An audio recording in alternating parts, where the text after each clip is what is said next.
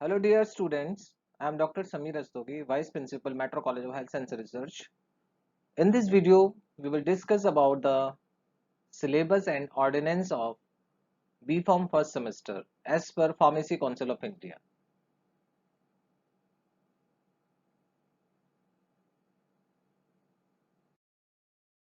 Now come to the syllabus as per PCI. तो what is PCI? That is Pharmacy Council of India.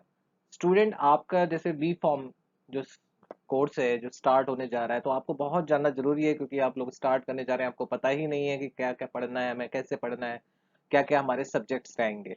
तो ये आपका एक starting मैंने एक वीडियो बनाया है आपके लिए, जैसे कि आपको समझ में आ जाए कि बी फॉर्म कैसे आपको शुरुआत करनी है, क्या क्या आपको उसमें करना पड़ेगा। इस सेमेस्टर सिस्टम है, 2 सेमेस्टर आपके होंगे, first semester, second semester, first year में। और फर्स्ट ईयर में आपके 2 सेमेस्टर होंगे जिसमें फर्स्ट सेमेस्टर में आपके क्या क्या सब्जेक्ट्स रहेंगे, क्या क्या आपको किन के आपको एग्जाम देने होंगे, किन के आपको एग्जाम इंटरनल बेस पे ही होंगे। तो ये जानना बहुत जरूरी है। तो these regulations shall be called as the revised regulation for the B Pharm degree program of the Pharmacy Council of India, New Delhi. They shall come into effect from the academic year 2016-17. The regulation framed are subject to modification from time to time by Pharmacy Council of India. Student आपका syllabus जो frame किया गया है वो PCI ने किया है, जो सेंट्रल बॉडी है आपकी बी फॉर्म कोर्स की, और उसके अकॉर्डिंग ही जो एग्जामिनिंग बॉडी जो आपकी है doctor APJ Abdul Kalam technical university Lucknow, उसके अकॉर्डिंग आपके इस कोर्स को आगे कंडक्शन होगा। तो ड्यूरेशन क्या है इस कोर्स का? The course of study for B pharm shall extend over a period of 8 semester, that is 4 academic years. The curricula and syllabus for the program shall be prescribed from time to time by Pharmacy Council of India, New Delhi.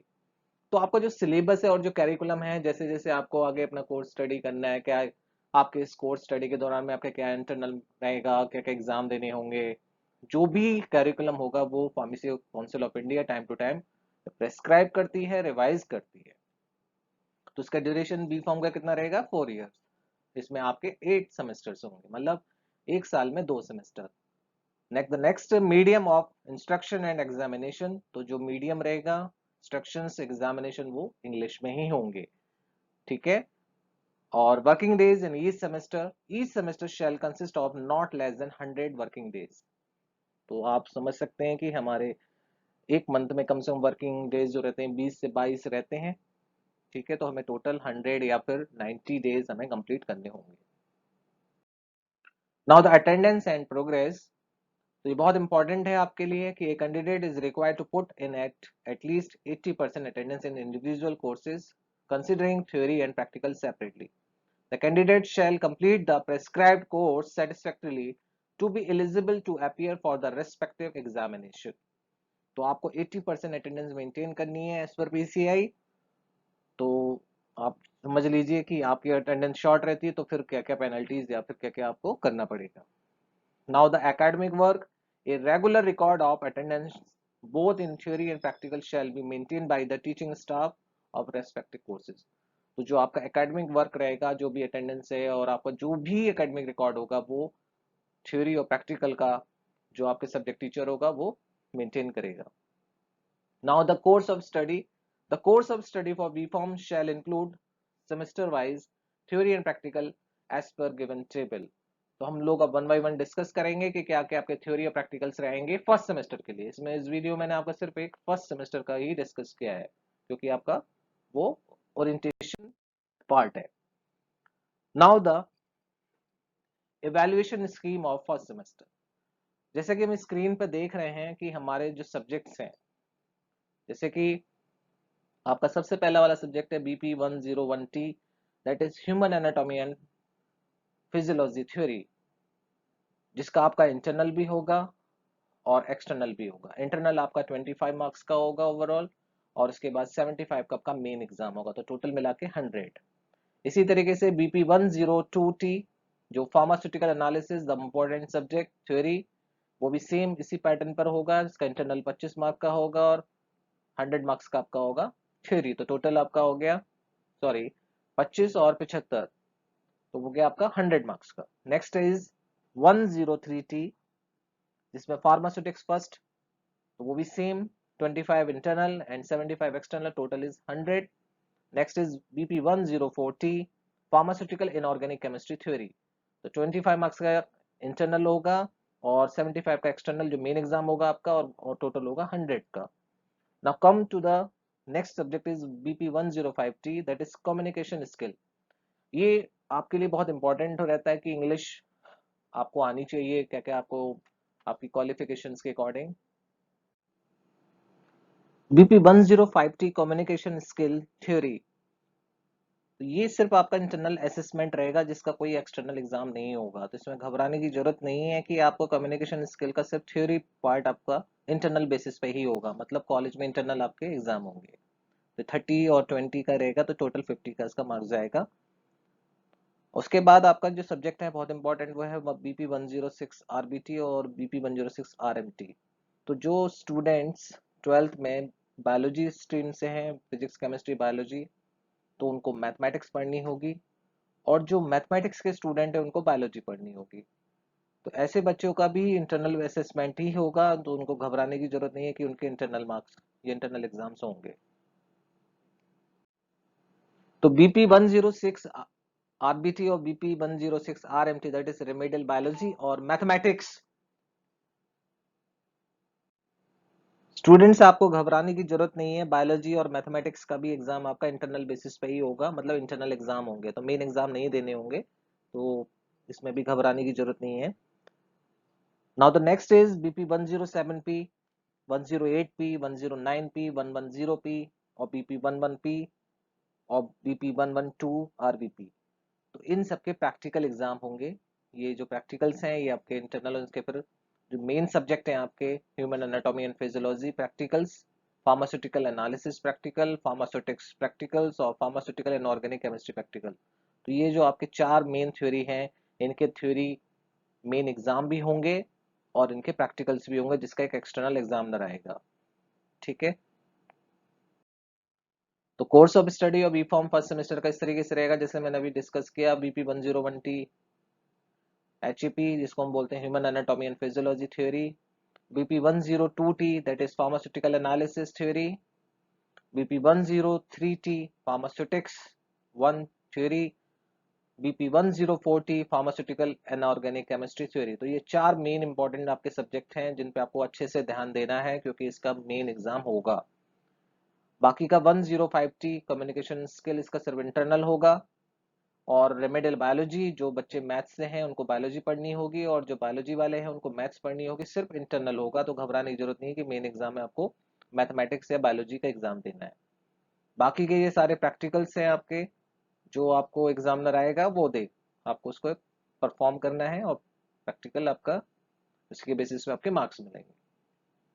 Now हम लोग discuss करेंगे syllabus. जो first है आपका 101T human anatomy and physiology. तो ये subject को design किया गया है to impart fundamental knowledge on the structure and function of the various system of the human body. It also helps in understanding both homeostatic mechanism. The subject provides the basic knowledge required to understand the various discipline of pharmacy. तो HEP human anatomy and physiology, इसमें आप लोग homeostatic mechanism के बारे में पढ़ेंगे, general knowledge लेंगे कि टाइप्स ऑफ सिस्टम्स क्या हैं। स्केलेटल सिस्टम हो गया, सेलुलर लेवल पे ऑर्गेनाइजेशन, टिश्यूज।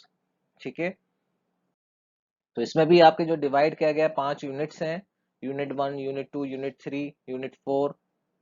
जिस तरीके से आप देख रहे हैं, इसको आपको कवर करना है पूरे सेमेस्टर में, और उसी के आगे इनका आवर्स में ही कितने टाइम में एक यूनिट खत्म होनी है। तो जो टीचर है आपका सब्जेक्ट टीचर, वो आपको इसको कंप्लीट करेगा। तो इसी तरीके से ह्यूमन एनाटॉमी एंड फिजियोलॉजी का प्रैक्टिकल है, ये प्रैक्टिकल आपको परफॉर्म करने हैं ड्यूरिंग सेमेस्टर। तो सब्जेक्ट टीचर आपको इस प्रैक्टिकल को परफॉर्म करवाएंगे लैब में, और आपको इसका प्रैक्टिकल रिकॉर्ड मेंटेन करना होगा, और इसका फिर वाइवा होगा, एग्जाम होगा, आपको परफॉर्म करना होगा एग्जाम में।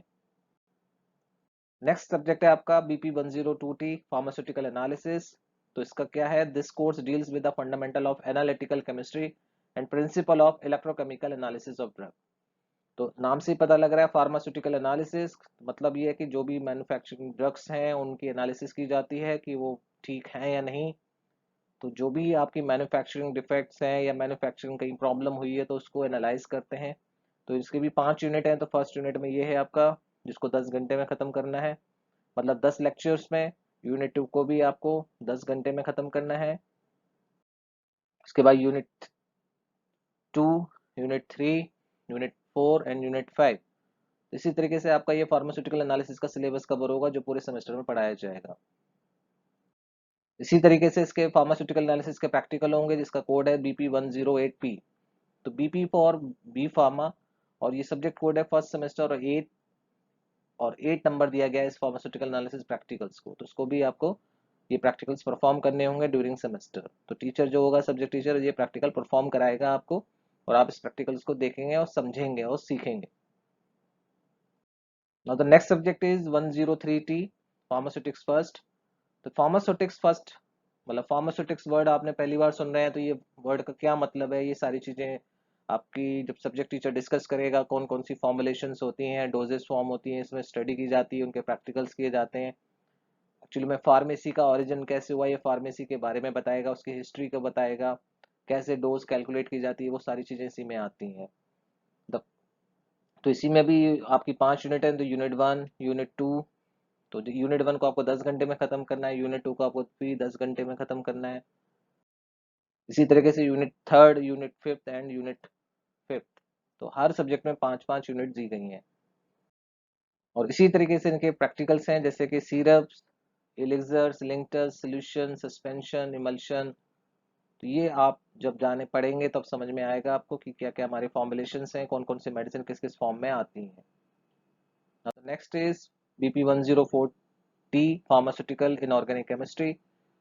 तो इनऑर्गेनिक केमिस्ट्री आप लोगों ने 12th में भी पढ़ी है। तो ऐसे बहुत सारे इनऑर्गेनिक केमिकल कंपाउंड होते हैं जिनका फार्मास्यूटिकल यूज होता है। तो इसमें हम लोग ये सारे डिस्कस करेंगे यूनिट 1, यूनिट 2, यूनिट 3 में। इसी तरीके से इसमें भी 5 यूनिट है, यूनिट 4 एंड यूनिट 5।